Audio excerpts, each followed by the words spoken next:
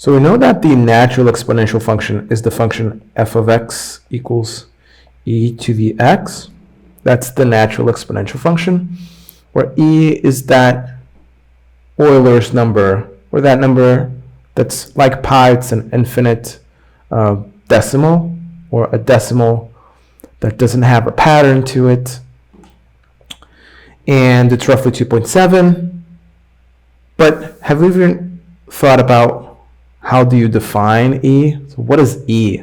Right? What is that number? How do I even know e is 2.7-ish? What is the property, the key property that defines e? That's a very difficult question, a question that you see in more complicated math courses such as real analysis. I don't want to answer this question here. I just want to give you an intuitive idea of one ways to define e. There are several definitions. In fact, the one I'll show now is not the most usual one. Usually you define e using limits of sequences. And I'll link to a proof of derivatives that uses this definition of e as a limit of sequences. But for now, I just want to give you the intuition of what is the key property of the function e to the x that we use to define the number e. So you see here on the screen two limits. So this black graph that you see is the graph of y equals 2 to the x.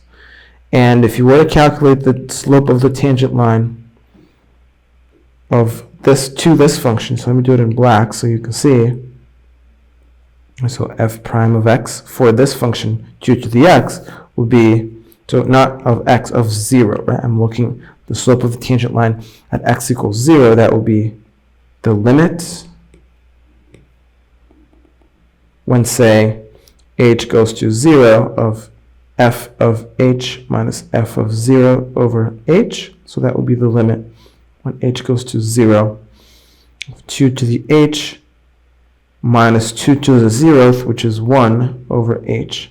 So this expression is the same expression you find here. If you do the same for the red one for the graph of the function 3 to the x, then you're going to get this expression right here.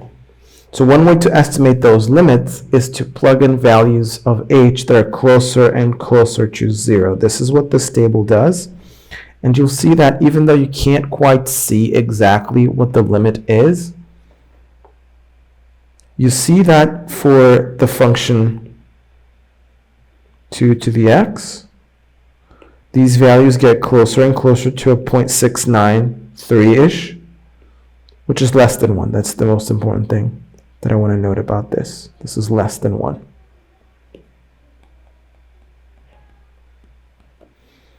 For 3 to the x, and that's the red graph, as you plug in those values that are closer and closer to 0, the slope of the tangent line at x equals 0 gets closer and closer to some value, 1.09-ish, which is more than 1. So bigger than 1. Okay? So 2 and 3 are numbers that we know exist. We know what they are. But then that would imply the existence, right? If you look at the graph, could I maybe fit another graph in between the black and the red so that the slope is exactly 1? Could that happen?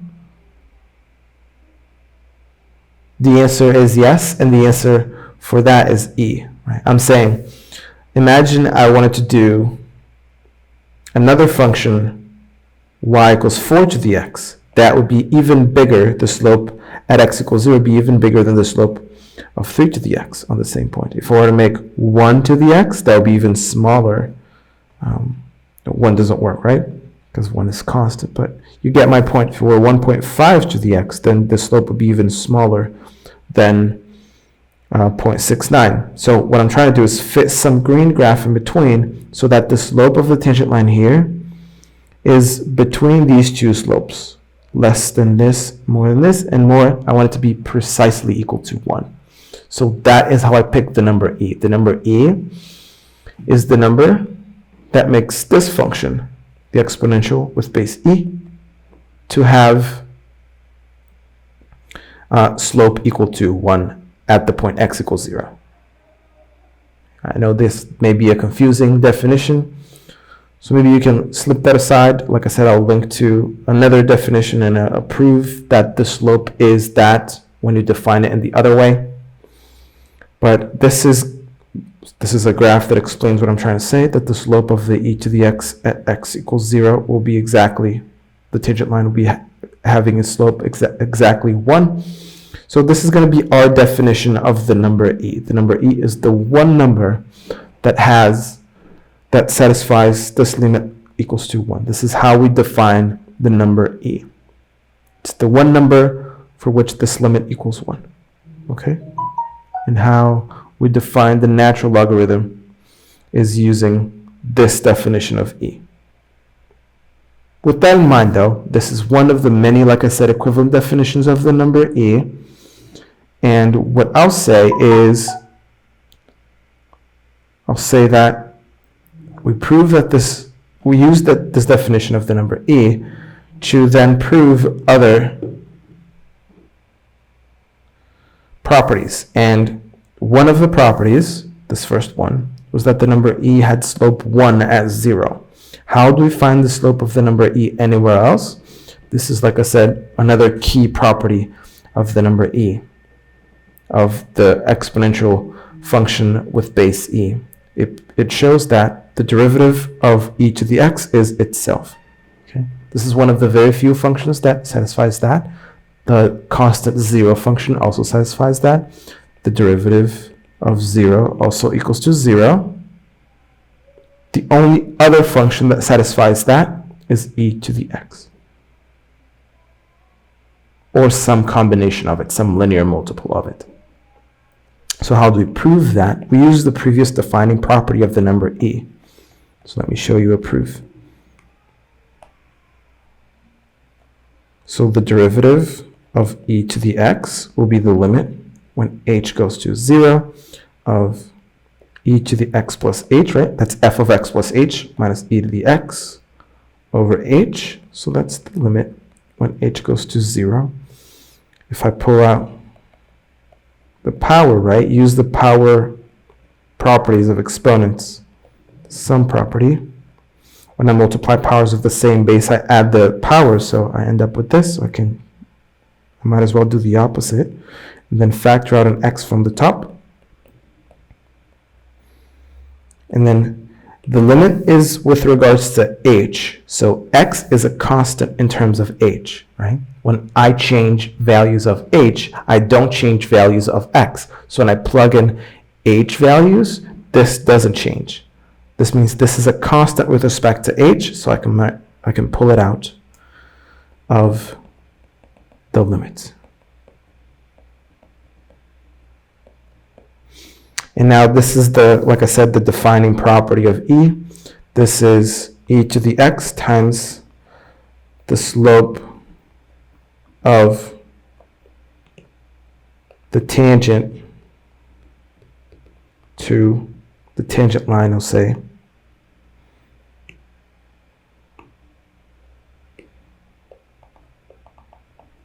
to y equals e to the x at x equals 1, which by our definition is 1. So this is our proof. So this proof is as sound as long as you believe that this slope equals 1. All the rest is okay. So let's illustrate these properties with an example. So on A, we're being asked to calculate the equation of the tangent line to the graph f of x equal to 2x minus e to the x over 2. And then that at the point 0 minus 1/2. So to find the slope of the tangent line, we have to find the derivative at that point. That's the slope. So f prime of x then will be 2x minus e to the x over 2 prime, which is and I'll do it slowly this time. That's the sum rule. And then that's the constant multiple rule. I can bring the 2 out. Can bring the minus 1/2 out. And then now I can derive each of those because I already know the derivatives of those. The derivative of x is 1. 2 times 1 is 2. The derivative of e to the x is e to the x. So that is f prime of x. But because I want that at the point 0, minus 1/2, 0, minus 1/2, where is that? Over here, sorry. 0, minus 1/2 is what I want. X equals 0. So I want f prime of 0 to give me the slope of the tangent line. So that is 2 minus 1/2 e to the 0th. So that is 2 minus 1/2 because e to the 0th is 1 to the 0th power. So that is the slope of my tangent line at that particular point. That's 4 over 2 minus 1 over 2. So that's 3 over 2. So that is the slope of the tangent line. Because it goes through the point 0 minus 1/2, then the y-intercept m will be, so the slope is 3/2 is what I found. The y-intercept is minus 1/2 from the fact that it goes through that point. If you draw this point, this is exactly on the y-axis. So this is exactly what I'm looking for as the y-intercept. So then y equal to 3/2 x minus 1/2. That is the slope of the tangent line. Sorry, that is the equation of the tangent line at the point 0, minus 1/2. Okay, that was A. And then question B is asking, find the points on the graph at which the tangent line is horizontal. So for question B, I can use the equation I already found for f prime of x. That's what I found on A. And then the slope is horizontal. Well, the line is horizontal if the slope is 0. So that means f prime of x equals 0. And then 2 minus 1/2 e to the x equals 0. Move this to the other side, adding 1/2 e to the x to both sides. 2 equals 1/2 e to the x. Multiply both sides by 2 to get 4 equal to e to the x. And then if I take the ln on both sides, I'll get ln of 4 equal to x. So that is the one point where the tangent line is horizontal. So if I want to test the results I received on this example, I want to graph these functions using a graphing utility. I'm using Geogebra to check if exactly my geometric intuition holds in this case too. So I'll start by graphing the original function, y equal to 2x minus e raised to the xth power divided by 2. So that is the graph of my original functions. This blue graph, you see that it's kind of complicated. It's kind of a parabola, kind of an exponential. It isn't any of the two, so it's just something in between. However, the point 0, 1, negative 1/2 is part of my graph. So this is part of my graph, as you can see from the point plotted there. And then what I'm saying is that the equation I found, the second square on the right side of the screen, is the equation of the tangent line at that point. So 3/2 x minus 1/2 is that. So let's graph that and see geometrically. Y equals to 3 divided by 2 x minus 1/2. So there you go. You can see already that that line is tangent. So it's as tangent as I could possibly see it, right? It is the tangent line. I can see geometrically. It does make sense that my equation, my calculation, was correct. The other bit of calculation on item B was me checking where the tangent line was horizontal. So that I can see on the graph. The one point, it's kind of here. If I zoom in, it's over there. The tangent line is horizontal at the highest point of the graph. Take a second to understand that. Intuitively, that needs to be true. As the graph is going up, the tangent is positive slope. When the graph is going down, the tangent has negative slope. So the point where the tangent is slope 0 has to be in between these two situations for this particular graph. So if I type in the point and the function f is on top there, the point ln of 4, which is what I found, comma, f of ln of 4. So f of ln of 4. That should be exactly the point I'm looking at. You see? This is the point right there. And if I type in the line that's horizontal and that has that y coordinate, so the y coordinate is f of ln of 4. So I'll type in the line, the horizontal line, y equal to f of ln of 4. So that's the y coordinate of that point. That should be a tangent line to that point that is horizontal. So you're going to see that.